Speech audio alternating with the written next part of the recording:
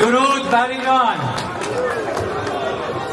همه ما اینجا جمع شدیم به یک عشق به ایران که متاسفانه حالش خوب نیست.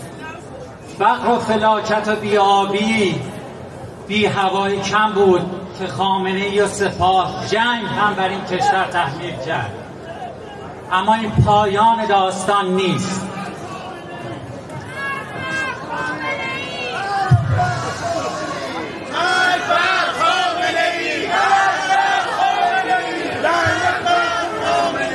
مرگ بر رژیمی که خامنه‌ای پرور است.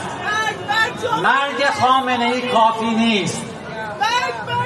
هدف ما ایرانیان باید مرگ نظامی باشد که در او خامنه‌ای دیگر، خمینی دیگر، مجتبی دیگر سر بر نیاورد.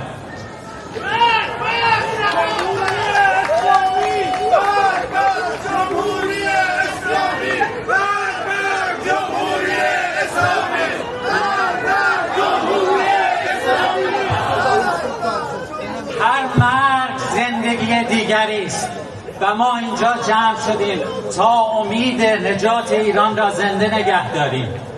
اما امید کافی نیست. امید بیداری صرفاً در قلب و ذهن ما نیست. امید باید به قدرت ماهیچه در خیابان‌های ایران تبدیل شود و این میسر نخواهد بود که ما خیر همگانی ایرانیان را بر منافع خصوصی ترجیح دهیم. آنچه مقدس است ایران است. همه ما میرا هستیم. آنچه جاودانه است و باید پاینده بماند ایران است و یا جمهوری اسلامی میماند یا ایران. پاینده ایران.